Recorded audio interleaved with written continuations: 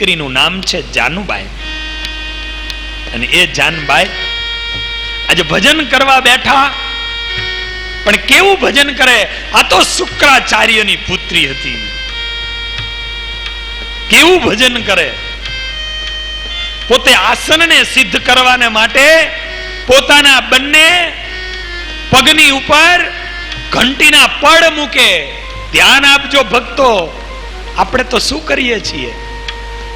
ભગવાન ક્યારે મળે છે? જાનબાઈ આસનને સિદ્ધ કરવા માટે બંને ગોઠણની ઉપર ઘંટીના પડ મૂકે, એનો વજન મૂકે, છતાંય ઝોકું આવે. અને ઈ ઝોકામાં ઊંઘી ન જવાય ને, આગળ વધી આ જાનબાઈએ બીજા દિવસે પોતાનો મસ્તકનો માથાના વારનો ચોટલો હતો ને, એ ચોટલાને એને ઊંચો બાંધ્યો. શું આની આરાધના હશે બાપ? શું આની સાધના હશે? એને ચોટલાને ઊંચો બાંધ્યો દોરડા સાથે, અને ત્યારબાદ બેસીને પોતે ઘંટીના પડ પોતાના ગોઠણની ઉપર મૂક્યા અને સ્વામી નારાયણના નામમાં તલ્લીન બની ગઈ. સ્વામી નારાયણના નામમાં લીન બની ગઈ. શું એની આરાધના હશે? શું એની સાધના હશે? ભગવાન પણ આ લોકમાં આવે છે ને, તો ભક્તના ભાવને પૂર્ણ કરવાના માટે આવે છે. ભગવાન એ ભક્તના આધીન બની જાય છે. અને ભક્તો પણ ઘણા એવા હોય છે, એ હઠ લેતા હોય. એની સાધના એવી હોય, એની આરાધના એવી હોય, એ ભક્તો પણ હઠ લેતા હોય. આમ જ થવું જોઈએ. દેખો ને, એ ટીટોડી ઊંચે ગિરી શિખર પર બેઠી હતી. બાનાની પત રાખો. એ ટીટોડી ઊંચા ગિરી શિખર પર બેઠી હતી, અને ત્યાં બેઠી બેઠી પ્રભુનું ભજન કરતી હતી. ટીટોડી અને ઈ પ્રભુનું ભજન કરતી હતી.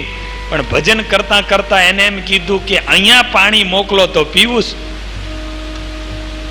એની હઠ જુઓ તમે. આ ટીટોડીએ હઠ કરી, અહીંયા પાણી મોકલો ગિરી શિખર પર તો પાણી પીવું, નહીતર નથી પીવું. અને ભગવાને જે થવું હોય તે થાય, પણ ગિરી શિખર ઉપર ઠેઠ પાણી પહોંચાડ્યું. ગિરી શિખર ઉપર પાણી પહોંચાડ્યું. આ ભગવાન છે. એ ગોપીઓ, એ કનૈયો જ્યારે ગોપીઓને છોડીને ચાલ્યો ગયો અને મથુરાની વાટે ગયો ને મથુરા રહેવા લાગ્યો. અને તે દિવસે ગોપીઓ એમ કહેતી હતી કે મારો શ્યામ ચાલ્યો ગયો, મારો શ્યામ વયો ગયો. પણ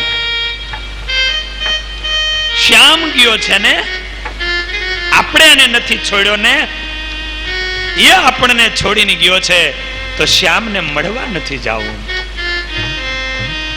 એ ગોપી શ્યામના પ્રેમમાં કેટલી ઝૂરતી હતી બાપ. એ શ્યામના પ્રેમમાં કેટલો વિરહ હતો એને. પણ શ્યામ અમને છોડીને ચાલ્યો ગયો છે, તો અમે એને મથુરા નહીં જઈએ. 3 કિલોમીટરનું અંતર હતું, છતાંય ગોપીઓ સુકાઈ ગઈ.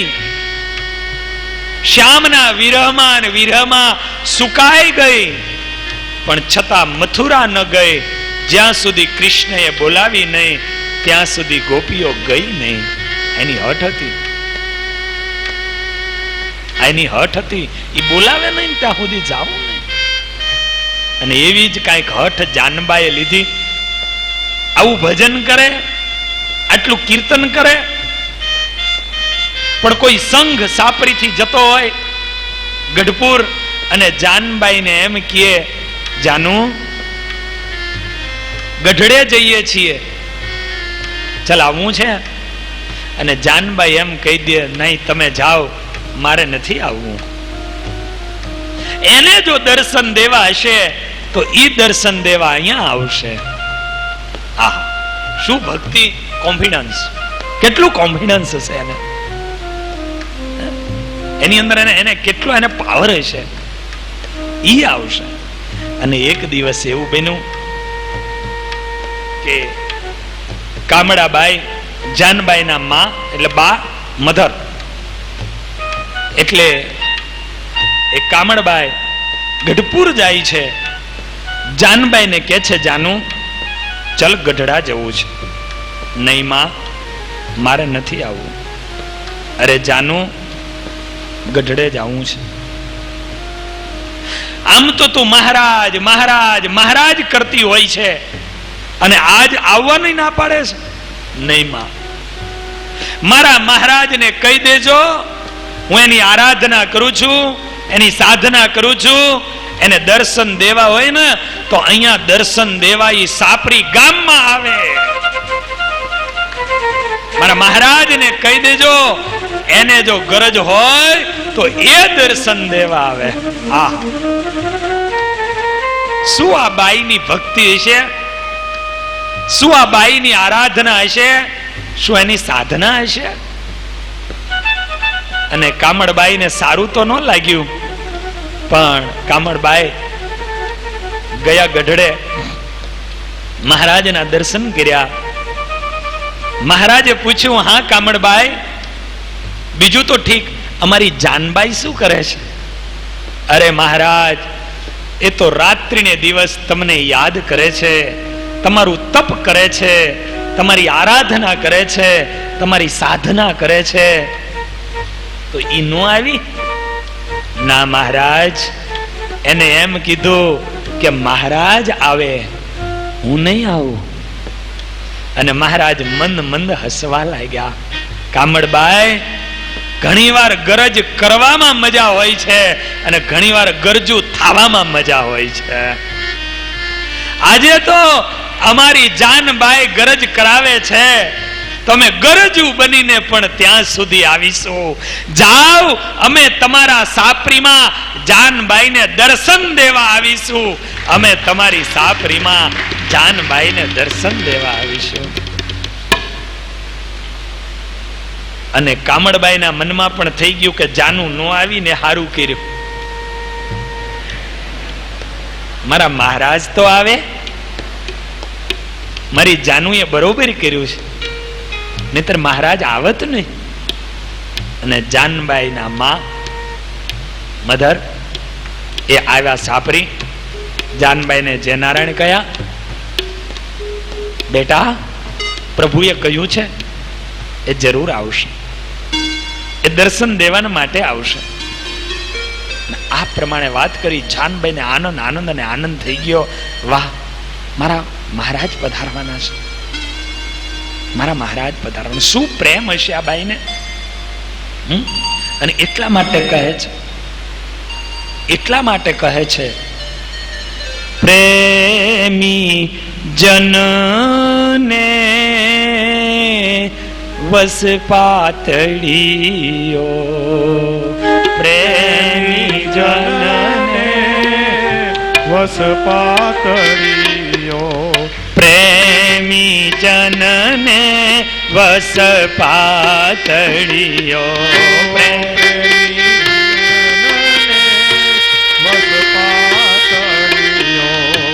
શ્યામ સુંદર સુખકારી, શ્યામ સુંદર સુખકારી, શ્યામ સુંદર સુખકારી, શ્યામ સુંદર સુખકારી, પ્રેમી જનને વસ પાતળીઓ, પ્રેમી જનને વસ પાતળીઓ, શ્યામ સુંદર સુખકારી, રમ શ્યામ સુંદર સુખકારી, જાત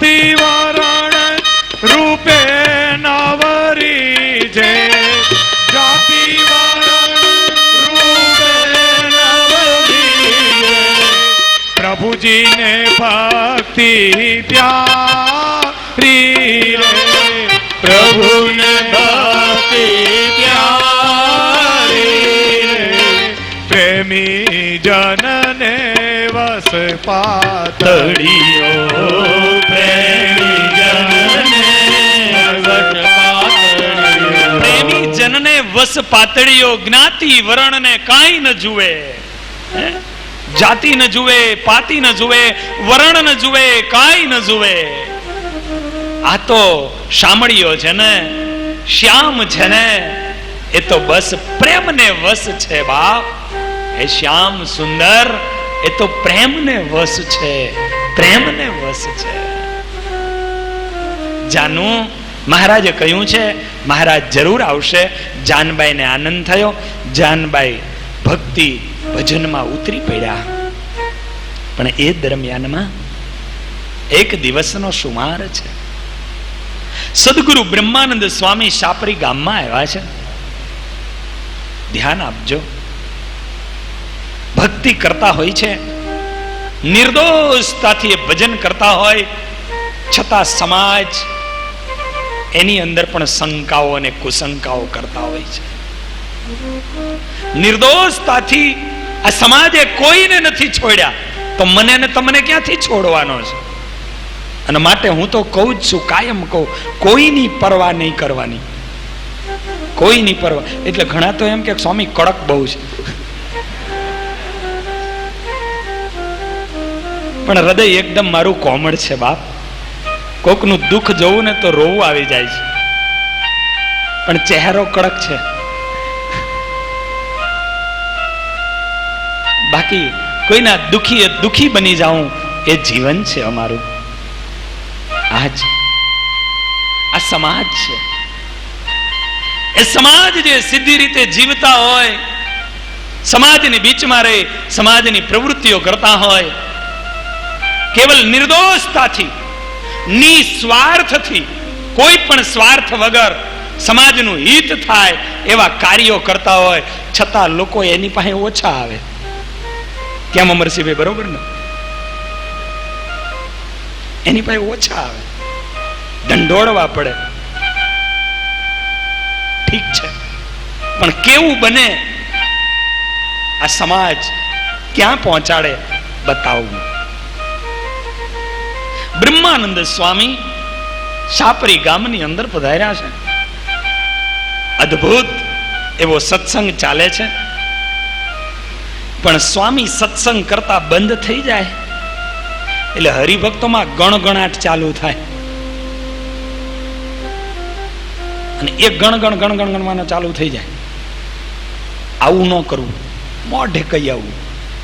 તકલીફ હોય ને મોઢે કહી દેવું એટલે એનો નિકાલ થઈ જાય, પ્રશ્ન હલ થઈ જાય. ઘણી વખત એવું બને કે તમને દુખાવો થતો હોય પણ સામાવાળાને ખબર જ ન હોય. આજ અહીંયા એવું બને છે કે ગણગણાટ ચાલુ થાય અને આ તો બ્રહ્મ મુનિ હતા બાપ. આ બ્રહ્માનંદ સ્વામી મેધાવી શક્તિવાળો પુરુષ, એક સાથે હજાર જણાએ પ્રશ્નો કર્યા હોય અને હજારે જણાના પ્રશ્નો યાદ રાખે અને હજારે જણને યાદ કરીને એના જવાબો આપે. આવો મેધાવી શક્તિવાળો આ મહાપુરુષ હતા. એ બ્રહ્મ મુનિ. હું કાયમ કહું છું, સ્વામીના 2-4 વાક્યો મને બહુ ગમે કે સ્વામીને એમ પૂછવામાં આવે બ્રહ્મ મુનિને કે બ્રહ્મ મુનિ, આ જગતમાં સંગીતના સાધનો કેટલા? સંગીત વાગે છે ને, સંગીતના સાધનો કેટલા? અને બ્રહ્માનંદજી જવાબ આપે, ઘા, વા અને ઘસરકો. ખબર પડી ગઈ? ઘા, વા ને ઘસરકો, આ ત્રણમાં આખી દુનિયાનું સંગીત આવી ગયું. એને પૂછવામાં આવે અનાજ કેટલા? અને બ્રહ્મ મુનિ એમ કહી દે, સિંગારી, પોપટો ને દાણો. દાણો, પોપટો ને સિંગારી, એમાં આ દુનિયાના તમામ પાક આવી ગયા. એને પૂછવામાં આવે પ્રાણી પશુઓ કેટલા? નોર, ખોર ને ડાબલો. નોર એટલે કે નોર વાળા હોય, કા ખરી, નોર ખરી અને ડાબલો. ખરી એટલે ગાય ભેંસ ખરી હોય, અને ડાબલો એટલે ઘોડા ને ગધાડા, નીચે એને ડાબલા જેવું હોય એટલે એને ડાબલો કહેવાય. આ સંતની આ તાકાત હતી. આ બ્રહ્મમુનિ, એ બ્રહ્માનંદ સ્વામી જેના ચહેરાને વાંચીને કહી દઈએ એ ગુરુદેવ હતા. અને એ બ્રહ્મમુનિ, એ બ્રહ્માનંદ સ્વામી, અને એ આમ સભામાં બેઠા હોય અને ત્યાં ગુણગુણાટ થાય અને આ નો સમજી જાય. અને બ્રહ્મમુનિએ એક જણાને કહ્યું, શું છે ભગત? ના ના સ્વામી, કાંઈ નથી. નહીં, કાંઈક છે, બોલો શું છે કહો. અને ભગત એકાંતમાં આવ્યા. આજની જેમ જાહેર નહોતું, એકાંતમાં ગયા. કારણ કે શ્રીજી મહારાજે શિક્ષાપત્રીમાં લખ્યું છે કે કોઈ પણની ગુહ્ય વાર્તા એ જાણતા હોય છતાં ક્યારે પ્રકાશિત ન કરવી જોઈએ. શ્રીજી મહારાજની આજ્ઞાનો મોટો લોપ થાય છે, એને ઢાંકવાનો પ્રયત્ન કરવો કોઈ બી હોય. આજ બ્રહ્મ મુનિની પાસે આવી અને 2-4 જણાએ વાત કરી, સ્વામી બીજું તો બધું સારું છે. જાનબાઈ એક